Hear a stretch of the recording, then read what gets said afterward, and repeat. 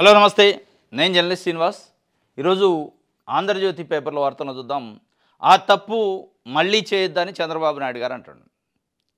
ఏం తప్పు చేశారు చంద్రబాబు నాయుడు గారు అంటే ప్రజలను అంటుండే, ఆయన కూడా అనుకుంటాడు. అంటే చంద్రబాబు నాయుడు గారిని 2019లో ఓడించారు ప్రజలు, మీరు తప్పు చేశారు అంటాడు. 2019లో బీజేపీతో పొత్తు పెట్టుకోకుండా నేను కూడా తప్పు చేసినా అని అర్థం వచ్చేలాగా మాట్లాడాడు.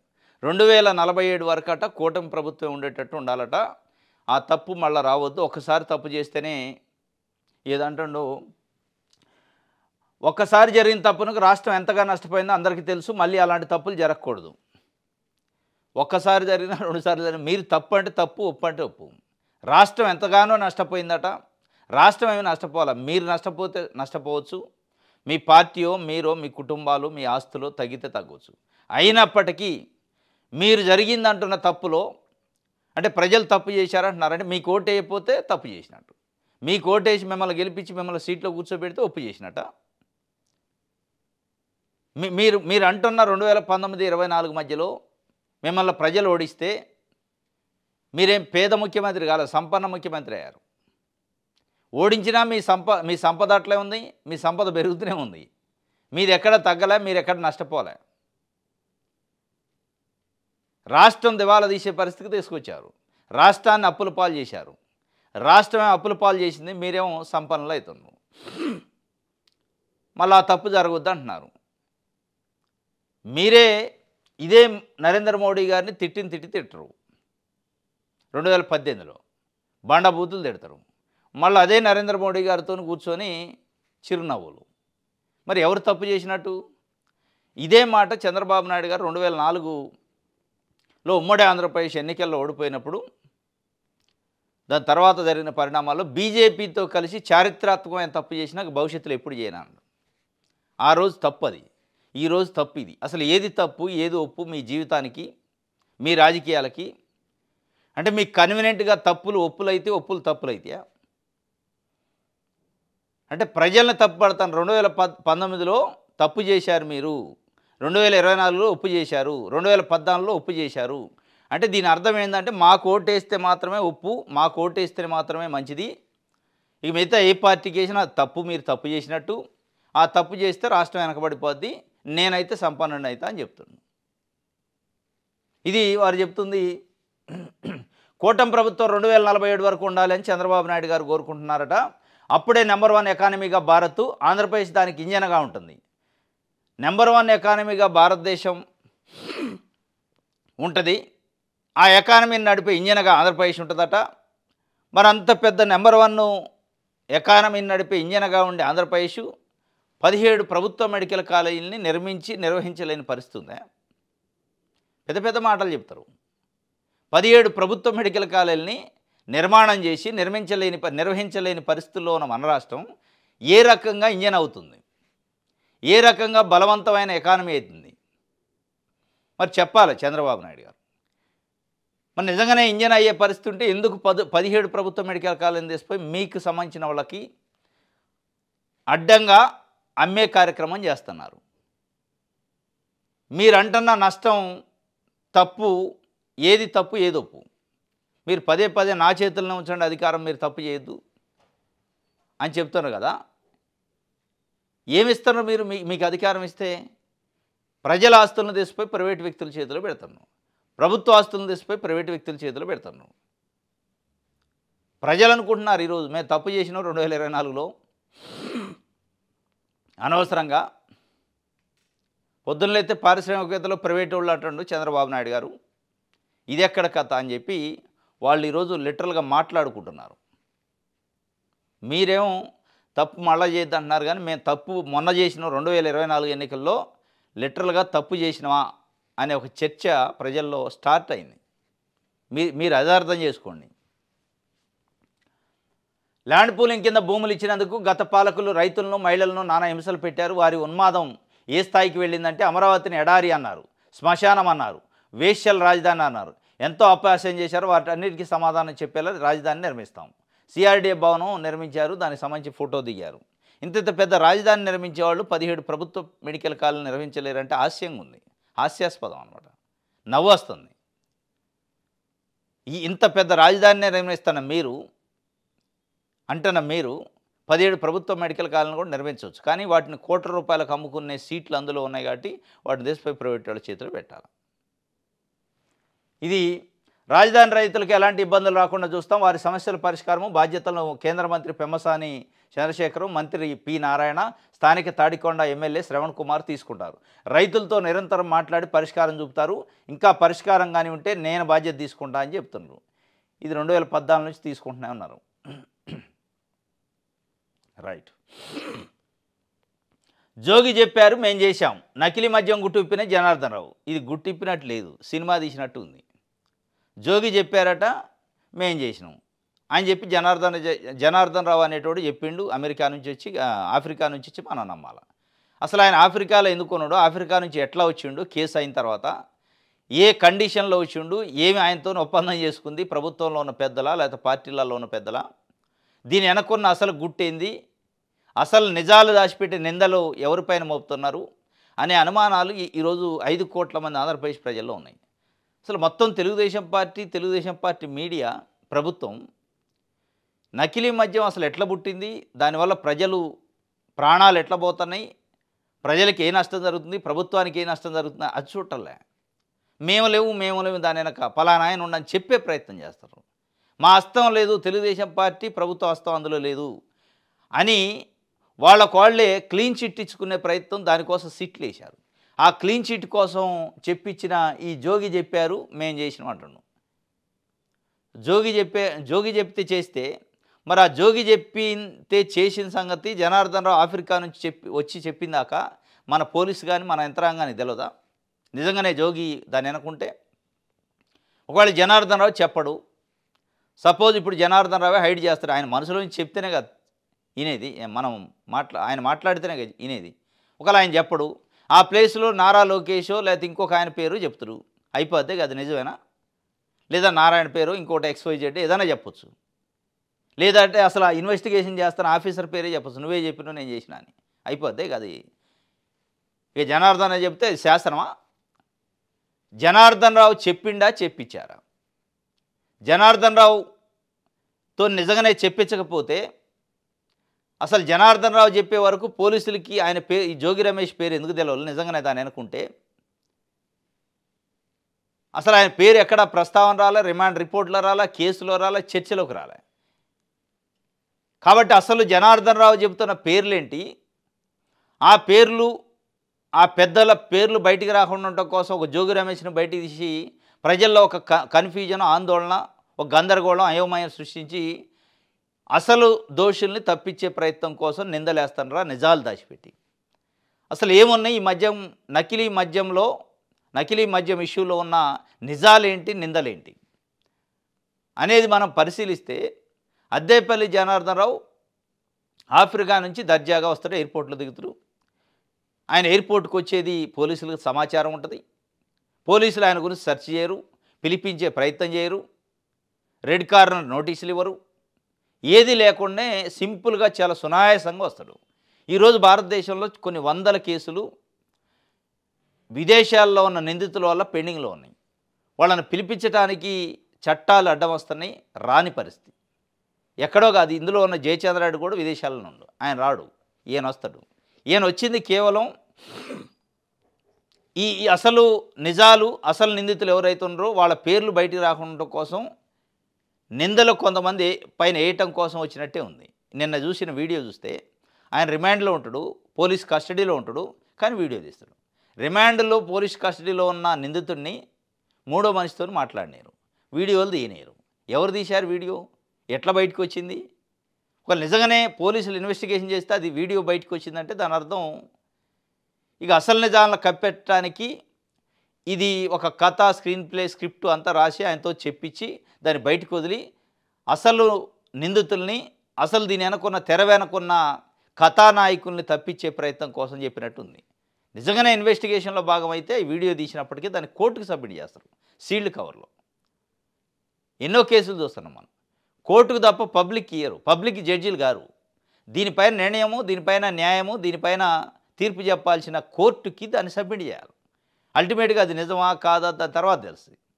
ఇదే కాదు, ఇదే జనార్దన్ రావు ఒక 2-3 సంవత్సరాల తర్వాత కొత్త గవర్నమెంట్ వచ్చిందనుకోండి, ఈ గవర్నమెంట్ పోయి, అప్పుడు దీని వెనక జోగి రమేష్ కాదు చంద్రబాబు నాయుడు గారు, నారా లోకేష్ గారు ఉన్నాడు, నాకు ఆ రోజు జోగి రమేష్ గారు అని పేరు చెప్పమంటే నేను చెప్పినా అన్నా కానీ అది నిజమేనా? మరి ఏదని చెప్పొచ్చు. ఎందుకంటే కోర్టులో ఇచ్చిన వాంగ్మూలాలే ఆ రోజు నేను చెప్పింది అబద్ధం, మళ్ళీ కొత్త వాంగ్మూలం ఇస్తా, స్టేట్మెంట్ ఇస్తాను, కోర్టుల ముందుకు పోతారు. ఎవరు? ఐఏఎస్ ఆఫీసర్ లాంటి వాళ్ళు, చిన్న సన్నోళ్ళు కాదు.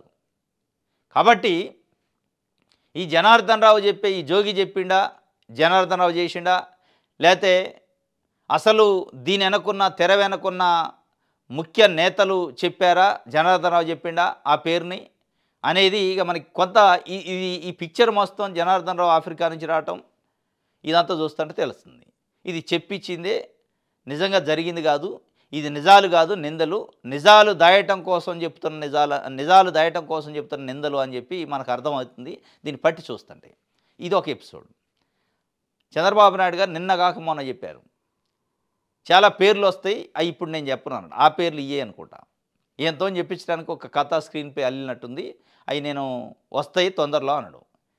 అసలు ఎంత దరిద్రం అంటే, ఇప్పుడు వెంకటేష్ నాయుడు అని ఆ మధ్య కుంభకోణంలో ఉండు సిట్టు, ఆయన చెప్తే అయిపోయాయిగా, అందులో తీసుకొచ్చారు నాయుడిని, ఇందులోకి రావుని తీసుకొచ్చారు. ఇక వీళ్ళు చెప్తే నిజాలు. మరి ఈ నిజాలు పేరుతో నిందలేస్తూ అసలు నిజాలను ఎందుకు దాస్తున్నారు?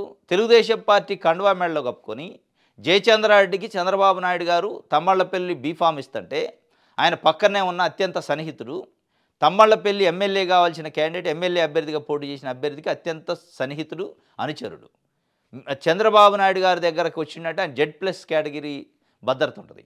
ఆయన దాకా వచ్చే అంత చనువు ఉందంటే చాలా ముఖ్యమైన వాళ్ళే వస్తారు. మరి ఆ స్టోరీ చెప్పరు, ఆ నిజాలేందో బయట పెట్టరు. తమ్మళ్లపల్లి టికెట్ ఇచ్చిన, బీఫామ్ ఇచ్చిన, తమ్మళ్లపల్లి టీడీపీ టికెట్ ఇచ్చిన జయచంద్రారెడ్డి పాత్ర అయింది. ఆయన ఎవరు చెప్తే చేసిండు? జోగి రమేష్ చెప్తేనే చేసిన. మరి జోగి రమేష్ చెప్తే నకిలీసా మద్యాన్ని అమ్మే వాళ్ళకి టికెట్లు మీరు ఎట్లా ఇచ్చారు? దానిపైన ఎవరన్నా లేదు. మరి ఈ తెలుగుదేశం పార్టీ కండువాలు మెళ్ళయింది, మీకు గలవటైంది, లోకేష్ గారికి గలవటైంది, మరి ఆ స్టోరీ చెప్పరు. ఒకవేళ మీరు దీంట్లో ప్రభుత్వం ఒకవేళ చేతిలో ఉంది కాబట్టి ఈరోజు అసలు దీంట్లో ఉన్న నిందితుల్ని తప్పించడం కోసం ఈ నిందలేసే కార్యక్రమం చేసిన ప్రజల ముందు, ప్రజా కోర్టులో చాలా స్పష్టత ఉంటుంది, ప్రజలకు అర్థమవుతుంది.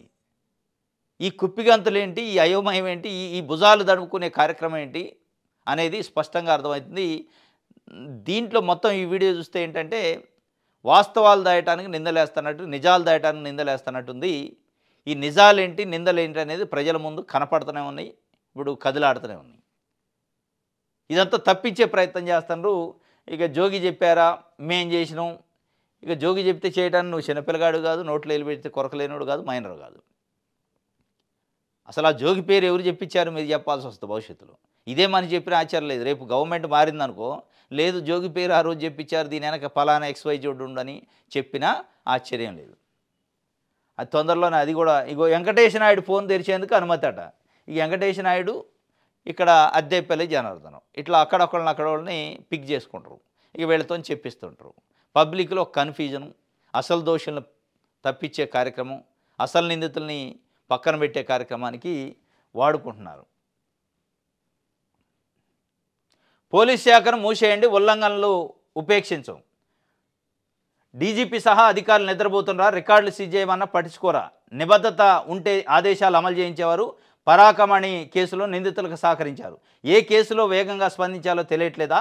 తదుపరి విచారణకు రికార్డులు కోర్టులోకి ఇవ్వండి. సిఐడి డీజీకి హైకోర్టు ఆదేశం, పోలీసులపై ఆగ్రహం. పోలీసు శాఖను మూసేయండి, పోలీసు శాఖను మూసేయండి అనే పరిస్థితి వచ్చింది ఆంధ్రప్రదేశ్లో. మరి వీళ్ళు చేసే ఇన్వెస్టిగేషన్లు, వీళ్ళు చేసే సీట్లు, చంద్రబాబు నాయుడు గారు చెప్తుండు భర్తం బరి తెగించిన వాళ్ళని ఉడత వదిలిపెట్టమని. అసలు బరి తెగిస్తుంది పోలీసు శాఖ, ఈ బరి తెగింపు వద్దు, అసలు శాఖనే మూసేయండి అని స్వయానా రాష్ట్ర హైకోర్టు ఇది ఒకటోసారి కాదు, అనేక సందర్భాల్లో చెప్పింది. ఉత్తర్వులు, సర్క్యులర్లు ఇస్తుంది. పోలీసులు తీసుకొచ్చే రిమాండ్ రిపోర్ట్ని మెజిస్ట్రేట్లు జాగ్రత్తగా పరిశీలించండి, దాంట్లో తప్పులు తడకలు ఉంటున్నాయి, ఇంటెన్షన్ ఉంటుంది, పొలిటికల్ ప్రోద్బలం ఉంటుందని చెప్పారు. ఇంకొక అడుగు ముందుకేసి ఈ మధ్యకాలంలో సోషల్ మీడియా యాక్టివిస్ట్ సువేందర్ రెడ్డి ఇష్యూలో అయితే ఆ పోలీసులపైన సిబిఐ ఎంక్వైరీ చేసింది. సరే దానిపైన స్టే రావచ్చు, అది వేరే విషయం. అంటే పోలీసుల నైతికత, వాళ్ళ పనితీరు, వాళ్ళపైన రాజకీయ ప్రభావం ఏ స్థాయిలో ఉంది, రాజకీయ నాయకులు రెడ్ బుక్ ఏ విధంగా వాళ్ళతో పనిచేస్తుంది అనేది స్పష్టంగా హైకోర్టు మాటలను బట్టి అర్థమైంది. పోలీస్ శాఖనే మూసేయండి అనే పరిస్థితి వస్తే హైకోర్టు స్వయంగా, ఇక పోలీస్ శాఖ చేసే సిట్టులు, ఎంక్వైరీలు ఎంత నిజాలు ఉంటాయి, ఇట్లాంటి అద్దెపల్లి జనార్దన్ రావుతోనో వెంకటేష్ నాయుడుతోనో చెప్పించే స్టేట్మెంట్లు, పోలీసులు చెప్పించే స్టేట్మెంట్లు, రిలీజ్ చేసే వీడియోలు, లీకులు చేసే వీడియోలకి ఎంత విలువ ఉంటుంది. ఇక అందుకే పోలీస్ శాఖనే మూసేయండి అన్నది కోర్టు. రైట్, ఇది ఆంధ్రజ్యోతికి సంబంధించి. సాక్షి పేపర్ చూద్దాం. ముఖ్య నేత డైరెక్షన్, జనార్దన్ రావు యాక్షను. బేతాళ కుట్రలు తేలిపోవడంతో ఈసారి పొలిటికల్ సోషియో ఫాంటసీ సినిమాతో కథ, స్క్రీన్ ప్లే, మాటలు, డైరెక్షన్ అంతా ముఖ్య నేతే. సహకార బాధ్యతలు నిర్వర్తించిన పోలీసులు ఎల్లో మీడియా ద్వారా కుట్ర సినిమా రిలీజు. నకిలీ మద్యం కేసు నీరుగార్చే వ్యూహం, మాఫియా సూత్రధారులు, టీడీపీ పెద్దలను కాపాడే కుతంత్రం, ఆధారాలతో అడ్డంగా దొరికిన టీడీపీ మద్యం మాఫియా. ఇది కథ, స్క్రీన్ ప్లే, డైరెక్షను, మాటలు అన్నీ ముఖ్య నేత చెప్పిండట. అండ్ నేను నా వీడియో చూస్తుంటే ఒక పక్కన ఒక పోలీస్ ఆఫీసర్ మరి ఎవరో ఉండి, ఆయన మరి ఒక పేపర్ ఏమైనా మానిటర్ ముందు పెట్టారో దాంట్లో చూసి చదువుతున్నట్టు, లేకపోతే ఆల్రెడీ బట్టి చెప్తున్నట్టు ఉంది. అసలు ఇన్వెస్టిగేషన్ అంటే ఎట్లా ఉంటుంది? ఆఫీసరు అంటే ఇన్వెస్టిగేషన్ ఆఫీసరు ప్రశ్నిస్తాడు, అవతలలో జవాబు చెబుతాడు నిందితుడు. ఆయన ప్రశ్న లేదు, ఏది లేదు, చెప్తా ఉండు. మన ప్రెస్ మీట్లో చెప్పినట్టు ఒక వీడియో చేస్తే ఎట్లా ఉంటుందో అట్లా చేసిండు. అది ఇన్వెస్టిగేషన్ విచారణ లెక్క లేదు, వీడియో లెక్క ఉంది. ఆ వీడియో దేనికోసం? అసలు నిందితులను తప్పించడానికి, ప్రజల్లో కన్ఫ్యూజన్ క్రియేట్ చేయడానికి చేసిన వీడియో లెక్క ఉంది. ఆ మధ్యలో ఆ పోలీస్ ఆఫీసర్ ఏమడుగుతుందంటే, ఎక్కడా కూడా తెలుగుదేశం పార్టీకి, ప్రభుత్వానికి మచ్చ రాకుండా ఉండే ఒక 2-3 మాటలు. గత ప్రభుత్వం అంటే ఏ ప్రభుత్వం? గత ప్రభుత్వం నుంచి చేసిన అని చెప్పించారు. ఆ గత అంటే ఏది అంటే జగన్మోహన్ రెడ్డి ప్రభుత్వం అని చెప్పాలి. మళ్ళీ చంద్రబాబు నాయుడు గారికి చెడ్డ పేరు తేయటం కోసం అక్కడ పెట్టినాం, ఇట్లా మాటలు ఆ పక్కనున్న ఆయన ఇంటిస్తా ఉన్నాడు. అంటే దీంట్లో ఏంటంటే వైసీపీనో గత ప్రభుత్వాన్నో బదనాయం చేయాలి, ఇప్పుడు అసలు నిజాలను కప్పెట్టి చంద్రబాబు నాయుడు గారు కాపాడాలి. చంద్రబాబు నాయుడు గారు, ఆయన పార్టీ, ఆయన ప్రభుత్వాన్ని దానికోసం చెప్పించినట్టుంది, విచారణ కోసం చెప్పించినట్టు లేదు. కేవలం నిజాలను దాచిపెట్టడానికి చెప్పించిన వీడియో లెక్క ఉంది, అది విచారణ కాదు. విచారణ అయితే 1 to 1 క్వశ్చన్ ఆన్సర్ ఉంటుంది. ఆయన ఆఫ్రికా నుంచి వచ్చింది, ఈయనకి ఇట్లాంటి వీడియోలు తీయడానికి వచ్చినట్టుంది తప్ప, ఇది ఈ జనార్దనం యాక్షన్ చేసిండు, అక్కడ నుంచి డైరెక్షన్ వచ్చిందట. నకిలీ మద్యం కూటమి పతనం తథ్యం, రాష్ట్ర వ్యాప్తంగా ఎక్సైజ్ కార్యాలయాల వద్ద ధర్నాలను, నిరసనల హోరు. ఇక ఇప్పుడు ఏమంటారంటే, అసలు తయారు చేసింది మీరే కదా, మీరు ఎట్లా చేస్తారు ధర్నాలు అంటారు. ఇక దానికోసం ఇది ఏం లేదు ఆడ. ఇక నిన్న వైఎస్ఆర్సీపీ రాష్ట్ర వ్యాప్తంగా ఎక్సైజ్ శాఖ డీసీ ఆఫీసుల ముందు ధర్నాలు చేసింది, నిరసన హోరు. నిద్రపోతున్నారా? పోలీస్ శాఖను మూసేయాలి, కోర్టు ఆదేశాన్ని అమలు చేయడం తెలియదా? మీకెంత మాత్రం బాధ్యత లేదు, నిందితులకు సహకరిస్తున్నారు, పోలీసుల తీర్పు హైకోర్టు తీవ్రరాగం. వాళ్ళు ఏం నిద్రపోయినట్టు నటిస్తున్నారు. ఇప్పుడు ప్రభుత్వ పెద్దల నుంచి ఆదేశాలు రావాలి, ఆదేశాలు వస్తేనే ఆ రికార్డు అంతా సీజ్ చేస్తారు. ప్రభుత్వ పెద్దలు ఏం చెబుతారు, ఇప్పుడు ఏమొద్దు, మేము అవన్నీ తారుమారు చేయాలి, తారుమారు చేసిన దాకా సీజ్ చేయమాక అంటారు. అందుకే కోర్టుకు ఆగ్రహం వ్యక్తం చేసింది, కోర్టుకు కోపం వచ్చింది. అంటే అసలు నిందితుల్ని తప్పించడం కోసం రికార్డుని సీజ్ చేయకుండా అట్లుంచారు. రికార్డులో, సెల్ ఫోన్లో అదే ఆ డాటా ఏమైనా ఉంటే దాన్ని అంతా హైడ్ చేసి, దాని అంతా మాయం చేసి, లేదు ఏనుండా అని చెప్పిస్తారు. తిరుమలలో పరాకమణిలో కరెన్సీ పోయిన దాని గురించి ఆ రికార్డుని సీజ్ చేయమంటే చేయలే. లాస్ట్ మంత్ 19th చెప్పారు, కోర్టు చెప్పింది. వాళ్ళు సీజ్ చేయలేదు అంటే దాని అర్థం ఏంటంటే, దీని వెనకున్న అసలు వ్యక్తులు ఎవరైతుండ్రో, అసలు నిందితులు ఎవరైతుండ్రో వాళ్ళ తప్పించి మిగతా అమాయకులు ఇరికిచ్చే కార్యక్రమం కోసం రికార్డును ముట్టుకోలే. ఆ రికార్డు సీజ్ చేస్తే కథ అసలు వాళ్ళు దొరికిపోతారు.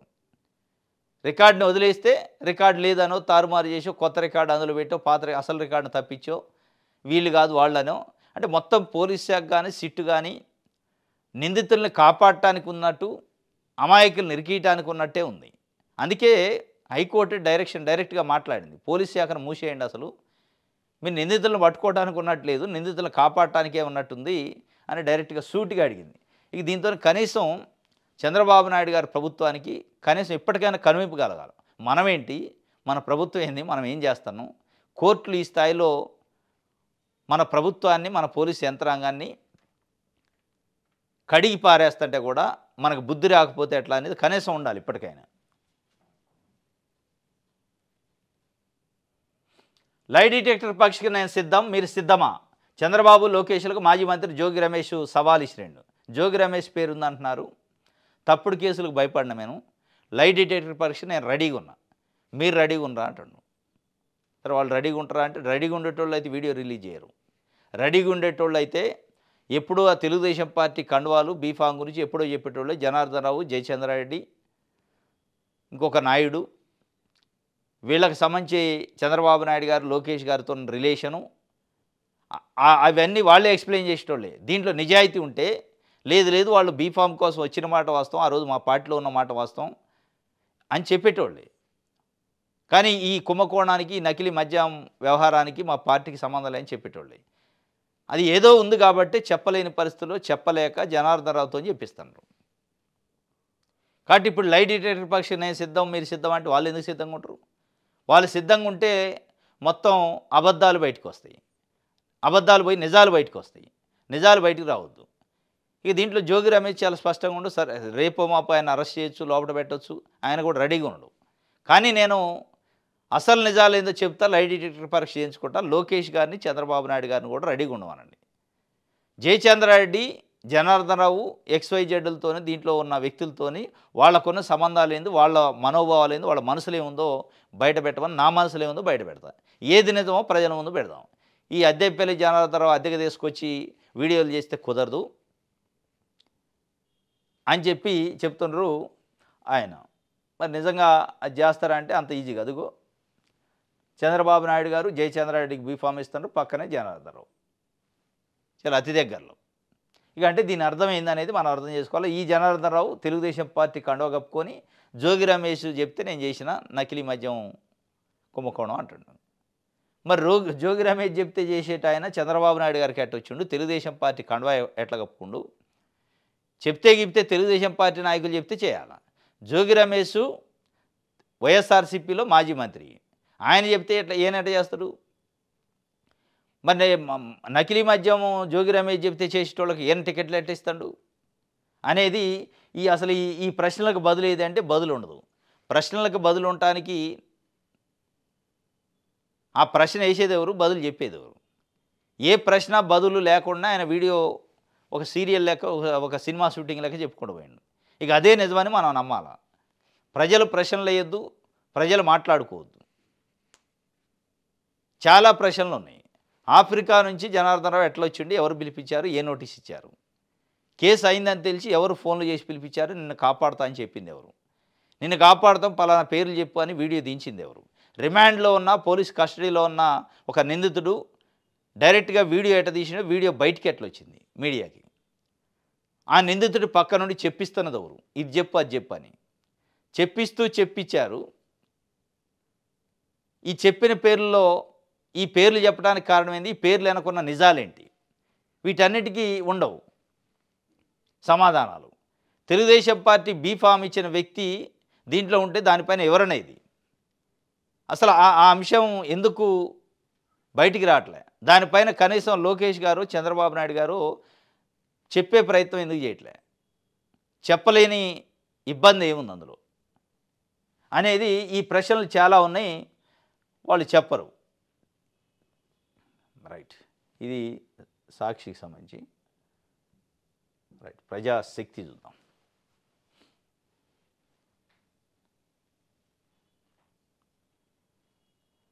కానరాని పరిశ్రమలు నిరుపయోగంగా కాకినాడ సెజ్జు 2 దశాబ్దాలుగా పట్టించుకొని ప్రభుత్వాలు. 2003లో SEZ Kakinada SEZ private limited కోసం చంద్రబాబు నాయుడు గారి ప్రభుత్వం ఉమ్మడి ఏపీలో ఉన్నప్పుడు దాదాపు 5,000 పైచిలుకు ఎకరాలు వాళ్ళకి ఇచ్చారు. మొత్తం ఉద్యోగాలు వస్తాయి మీకు యువతకి అన్నాడు. 2023 పోయింది, 2003 నుంచి 2023 అంటే 20 సంవత్సరాలు పోయింది, ఇప్పుడు 25 సంవత్సరాలుగా వస్తుంది, 24, 23 సంవత్సరాలు అయింది. ఏమొచ్చినాయి ఉద్యోగాలంటే ఏమి రాలే, భూములు అయితే పోయినాయి, ప్రజల భూములు. ఇప్పుడు పదే వైజాగ్లో నేను 99 పైసలకి టీసీఎస్కో కాగ్నిజెంట్కో ఇస్తే తప్పు ఏంటంటే ఇదే తప్పు. ఉద్యోగాలు లేవు, కానరాని పరిశ్రమలు, కానీ భూములు పోయినాయి. ప్రజల భూములు అయితే వాళ్ళ చేతులలోకి పోయినాయి. ప్రజల కోణంలో వాళ్ళకు ఉద్యోగాలు రాలేదు, వాళ్ళ ఆస్తులు పోయినాయి, ప్రభుత్వాలు మారుతున్నాయి, ప్రజల జీవితాలు అట్లే ఉన్నాయి. వీళ్ళు చెప్పేది పెట్టుబడిదారులు మీరు రండి, మేము రెడ్ కార్పెట్ పరుస్తాం, మీ జీవితాలకి మీ బిజినెస్లో మాది భరోసా అని ప్రజలకు చెందాల్సిన ప్రభుత్వానికి చెందాల్సిన మూలు వాళ్ళ చేతిలో పెడతారు. 99 పైసలకు ఉచితంగానో ఊరుసాలకో వాటికో ఇటుకో. అల్టిమేట్గా ఏమొచ్చిందంటే కానరాని పరిశ్రమ కానరాదు, భూమి ఉంటుందాడ. ఆ భూమి పైన పెత్తనం ఎవరిదంటే ఆ పరిశ్రమలో కాకినాడ సెజ్ ప్రైవేట్ లిమిటెడ్ది. ఇంత మోసం ఉంది. ఈ భూముల కేటాయింపులు వెనక ఈరోజు ఆంధ్రప్రదేశ్లో జరుగుతున్న భూముల కేటాయింపు, వీళ్ళు చెప్తున్న కంపెనీలు, పెట్టుబడులు, ఉద్యోగాలు ఇదంతా ట్రాష్. కాకినాడలో 2023 నుంచి ఈరోజు వరకు ఆ సెజ్లో ఏం జరిగిందో అదే జరగబోద్ది. ఏదో 1-2 గ్రౌండింగ్ అవచ్చు కానీ మిగతా అన్నీ ఫెయిల్యూరే. మీరు ఇస్తున్న భూముల కంటే వస్తున్న ఉద్యోగాలు చాలా తక్కువ. మీరు చెప్తున్న ఉపాధి అంత అబద్ధం. నిజంగానే మీరు చెప్తున్న ఉపాధి కంటే అసలు ఆ భూములే తలా ఎకరమో, అర్ధ ఎకరమో, 2 ఎకరాలో అదే పేద ప్రజలకు ఇస్తే అది పెద్ద ఉపాధి అయ్యేది. దాంట్లో చిన్న చిన్న కంపెనీలు పెట్టుకోనో వ్యవసాయం చేసో బతికేటోళ్ళు, పూలో పాలో కూరగాయలు వేసుకొని. ఏది లేక వాళ్ళ చేతిలో పెట్టి నిరుపయోగంగా ఉన్నాయి. వాటిని ఇప్పుడు అమ్ముకునే కార్యక్రమం కూడా పరిశ్రమలో చేసిన ఆశ్చర్యం లేదు. 2 దశాబ్దాలు అయింది పట్టించుకొని ప్రభుత్వం. వాళ్ళకేం కడుపుని పట్టించుకోవడానికి.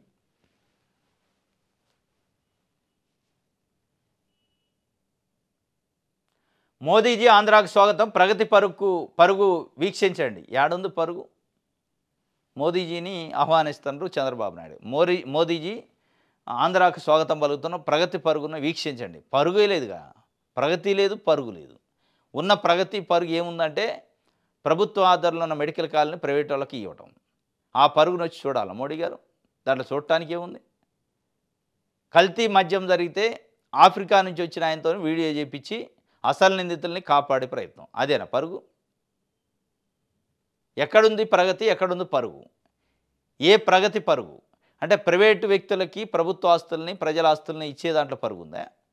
ప్రైవేట్ వాళ్ళకి ప్రభుత్వ మెడికల్ కాలేజీని అమ్మే కార్యక్రమంలో పరుగుందా? ఏది పరుగు? ఇది వీక్షించండి రండి అంటుండు.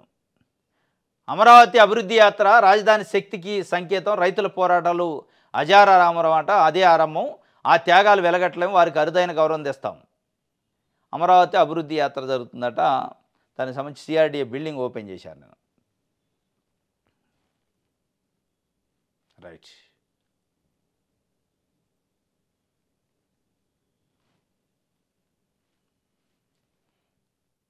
దిశ చూద్దాం.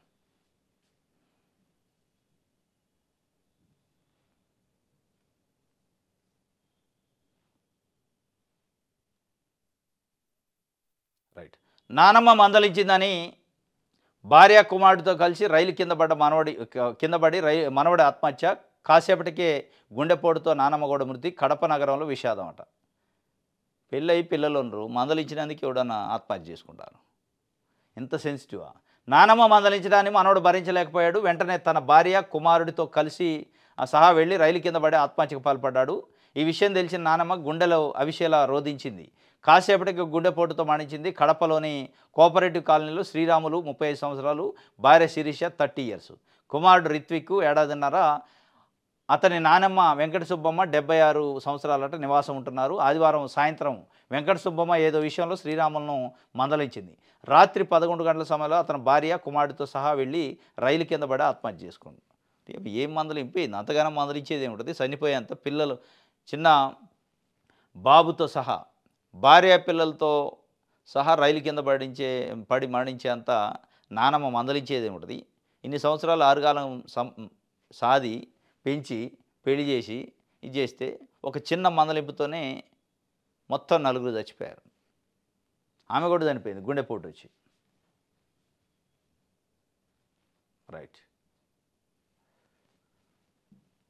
ఈనాడు చూద్దాం.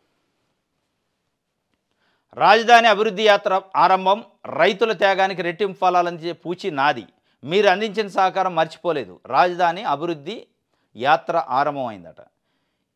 రాజధాని అభివృద్ధి యాత్ర నిన్న సిఆర్డీఏ భవనం ఓపెన్ చేశారు. దానికి సంబంధించి యాత్ర స్టార్ట్ అయిందట. ఈ యాత్రలో లాభపడేది ఎవరు, నష్టపోయేది ఎవరు? లాభపడుతున్నది అక్కడ పెడుతున్న ప్రైవేట్ కంపెనీల కోసం రైతుల నుంచి తీసుకున్న భూములు కేటాయింపు చేస్తారు మీరు, వాళ్ళు లాభపడతారు. నష్టపోతుంది భూములు త్యాగం చేసిన రైతులు, వాళ్ళకి ఫలితాలు అందట్లే. వాళ్ళకి కనీసం ఈరోజు కూడా అమ్ముకుందామంటే అమ్మలేని ప్లాట్లు ఇచ్చారు. ఇక లాభం ఈ యాత్రలో, ఈ అభివృద్ధి యాత్రలో అభివృద్ధి చెందేది కొంతమంది ప్రైవేటు వ్యక్తులు. రైట్. ఇది ఈనాడు సమయం. ఇది ఈరోజు న్యూస్ అనాలిసిస్. రేపు తాజా వార్తలతోని తిరిగి కలుసుకుందాం. Thank you.